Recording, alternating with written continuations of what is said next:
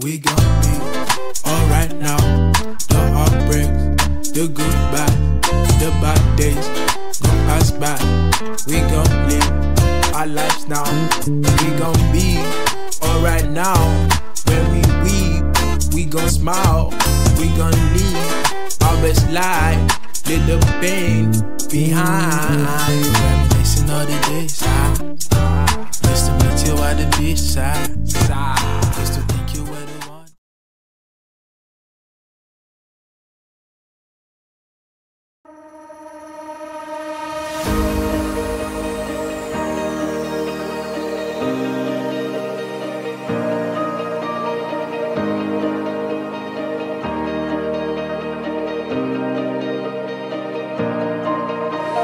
Just so beautiful under the moonlight tonight. I've waited for so long to feel your heartbeat next to mine. Won't you come on down? Forget about your past. Everything's alright now. You can't take my hand. Won't you come on down? Forget about your past. Everything's alright now. You can't take my hand. You can't take my hand. Everything's alright now. You can't take my hand.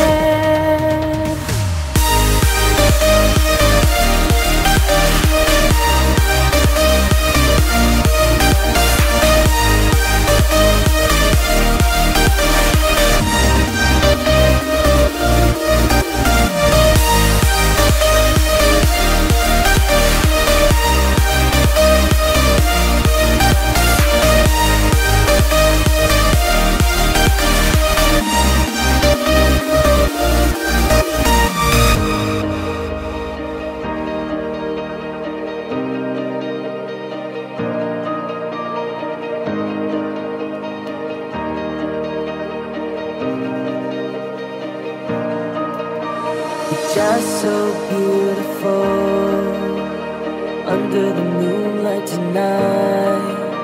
I've waited for so long to feel your heartbeat. Maaga tayo guys, bali maganda ni maaga tayo nagantay sa kanila kaysa naman tayo yung antayin nila. Nakakaya kasi naka-joiner tayo dito sa van papunta ng Mount Pulag. Breakfast tayo sa doon mga isang oras na rin sa isang oras. So balik breakfast tapos may travel ulit tayo na more or less mga ilang oras kasama na lahat. Tatlo sir, mga 3 oras. Hindi rin pala ganun ka. Pero putol-putol yun sir.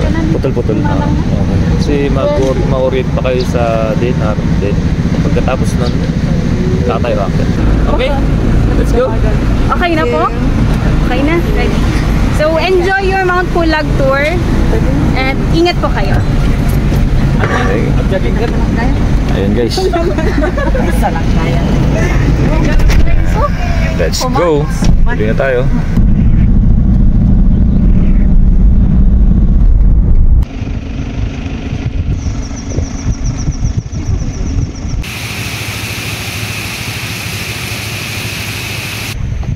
Sama ko si Mami.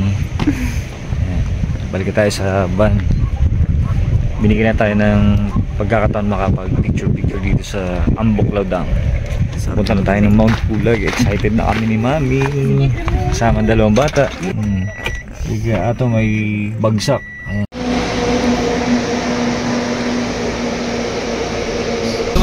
Kuha muna tayo ng medical certificate. Kailangan pa natin ito bago umakyat dun sa Mount Pulag.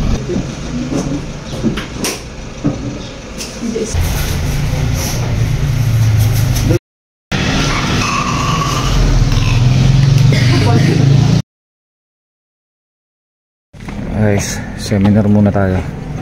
Konting briefing sa pag-akit sa Mount Pulag. Okay, so manood muna kayo ha.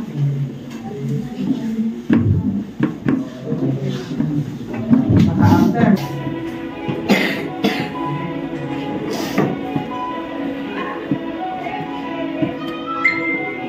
highest peak in Luzon. The playground of the gods. A biodiversity hotspot. A sacred springboard to the afterlife. The ultimate Cordillera adventure. Towering to 2,926 meters above sea level, Mount Pulag is the highest mountain in Luzon and the third highest in the Philippines.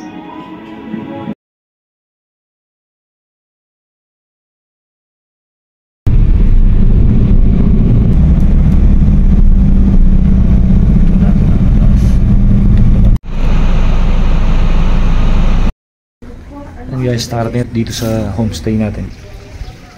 Kapal ng fog. O may ano pa doon. Konti na lang yung kinain na ng mga bata. Oo.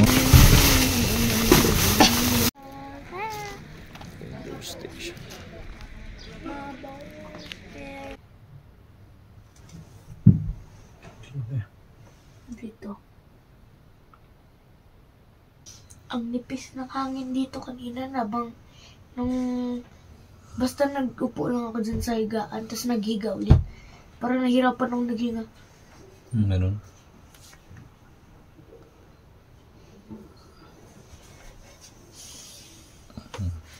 Ready na tayo bukas ha.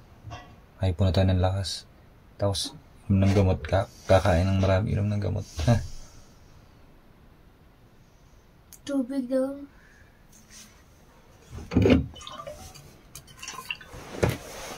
Upo ka, baka mabusan yung kama.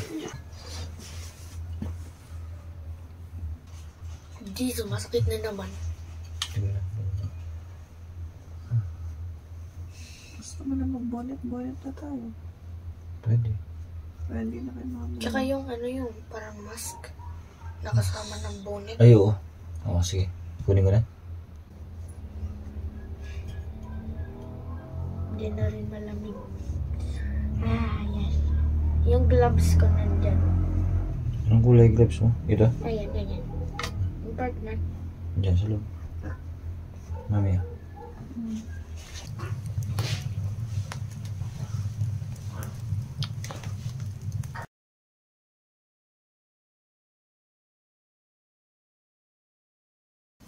Bukas, akit tayo na Pulag. Mount Pulag.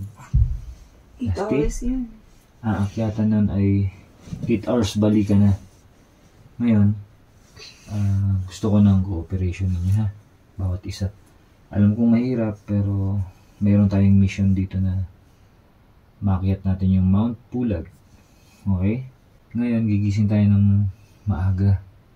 12 midnight. Kasi 1 AM ang akyat natin doon. Na-expect ko, makakaabot tayo sa summit.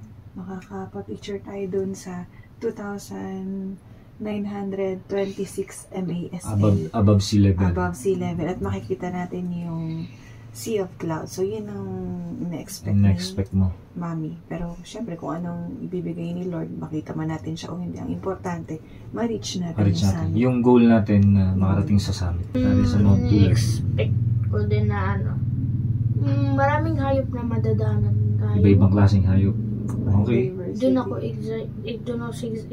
Tsaka yung mga lake, mga river, yung madadaanan natin. Wow, ayos. Ano yung na-expect mo? Sabi mo makakarating po sa Tok-Tok Tisan. Na-expect kong kargahin ako ni Daddy. Akit yan si Dusty kasi kilala ko yan. May napatunayan na yan. Nakakit na yan siya sa Marlboro Hill, di ba? Pero yung pababa, yun lang. Kaya yan. Kaya. Bakit nga kaya? Pababa pa.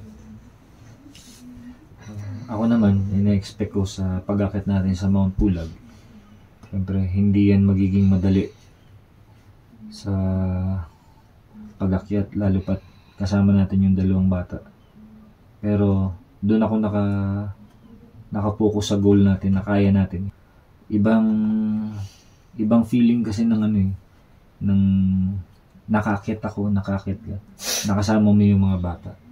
Kasi dadalhin din nila yan sa paglaki nila. Ang mangyayari niyan, iti-treasure nyo yan. Pahalagahan natin yung kalikasan. Huwag tayong magtatapon ng basura. Huwag tayong irespeto natin yung kalikasan. Huwag kayong puputol ng mga sanga. Huwag kayong kukuha ng anuman doon, halaman. At babaunin natin yung magandang karanasan na Good night. Oh. Good night. Meron tayo? No retreat. No retreat. Surrender. No surrender. Yeah. Tara na. Magandang gabi po sa inyo lahat. Ang oras po ngayon ay 8:51 na ng gabi. Ang gising po natin is 12 o'clock, 12 midnight. Tapos lakad tayo ng 1 AM. Packet na ng Mount Pulag. Pakita ko lang sa inyo guys yung ating pin-repair na susuotin para bukas or para mamaya. Ito po ang trekking shoes namin. Ito kay daddy, ito sa akin, ito kay mami, ito kay kuya, tsaka kay Dustin. Pang hike kasi po maputik talaga at tsaka mabato.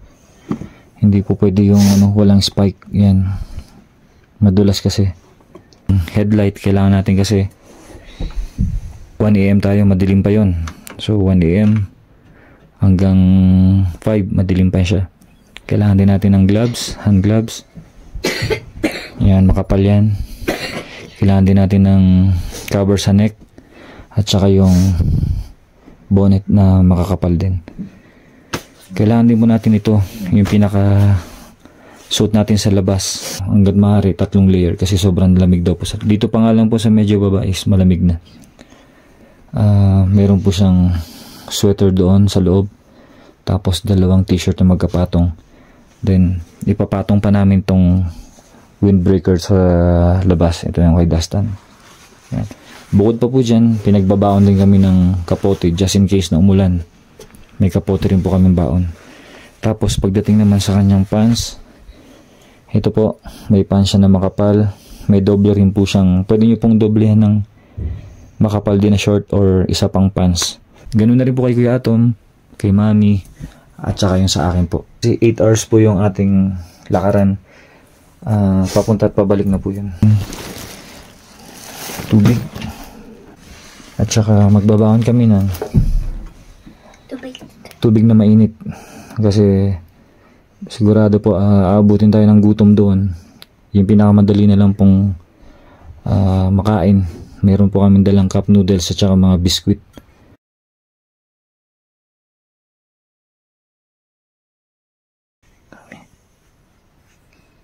Kasi na 12:06 na. Staan.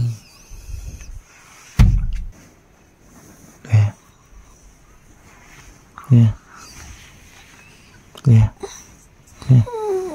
Gising na. Ayan guys, hirap gisingin ng mga kasama ko. Gising na kayo. Ito pinakamahirap gisingin si Bunso. Panatilihin mo kaming ligtas sa lahat ng activities namin, Lord God. Bless our family way back home, Lord God. In Jesus' name we pray, amen.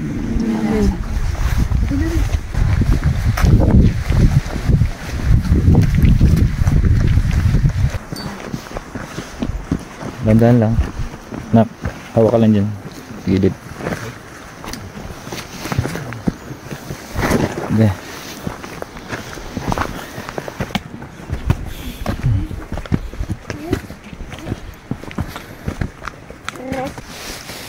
May kasama kayong bata. Libangin nyo lang sila guys. Tsaka pinaka-importante, bago kayo makit ng pulag, yung mindset nyo na sila para hindi sila mahirapan. Malaking bagay po yun. Kung pagod ako, ano na lang yung mga bata saka si mami. Kaya hindi tayo dapat gumibap. Formation namin guys, andun na si Ate Lisa sa harapan, yung guide namin. Tapos si mami, si Dustin kasi naalalayan niya. Tapos si Kuya Atom, Ako po yung nasa hulihan. Para po kitang-kita ko sila kung anong nangyayari. Para walang naiiwan.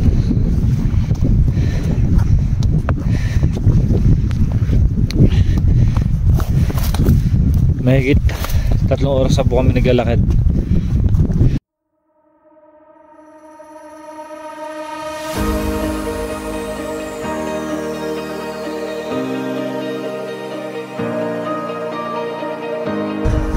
Kuya, kamusta kayo? Okay lang. Dastan? Okay lang. Mami?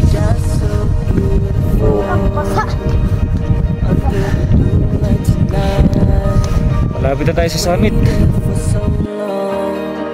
To feel your heartbeat next to mine. Won't you come on down? Forget about your past. Everything's alright now. You can't take my hand. Won't you come on down? Forget about your past. Everything's alright now. You can't take my hand. Sabi mo, anong mapapayang sa mga gusto pumunta dito mga bata? Magdala po kayo ng extra t-shirt. Sobrang nagigit po. Gary Matawid po. Dito sa Mount Pulag. Sana po pumunta rin kayo dito para ma-experience rin po na-experience natin. Masaya po. Masayang adventure to. Kasama ko si Miguel.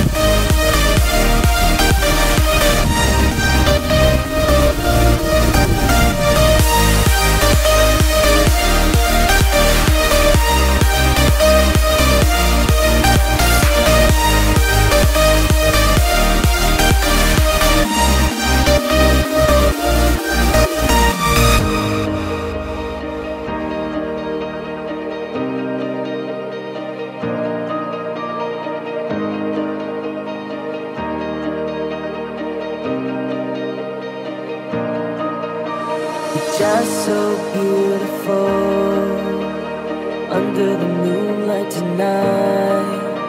I've waited for so long to feel your heartbeat next to mine. Won't you come on down?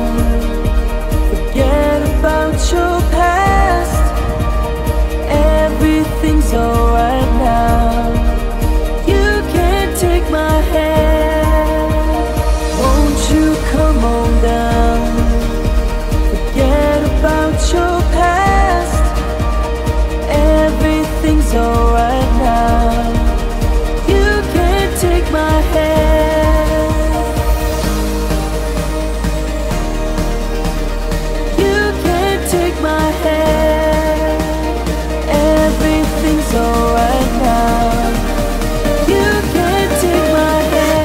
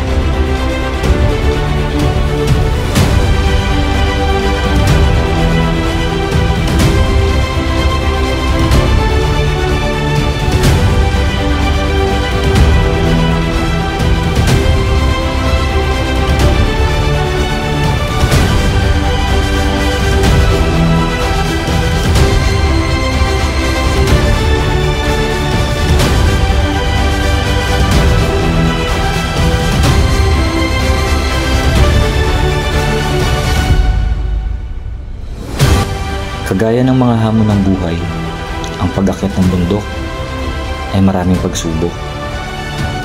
May mga matataas na akyatin, meron ding patag. May mga panahong masaya, meron ding nakakapagod. May mga panahong wala kang makapitan. Madadapa ka, pero kailangan bumangon. Aaraw o ulan, maging matatag sa anumang panahon.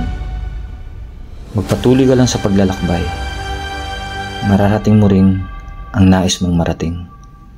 Magtiwala ka na kaya mo.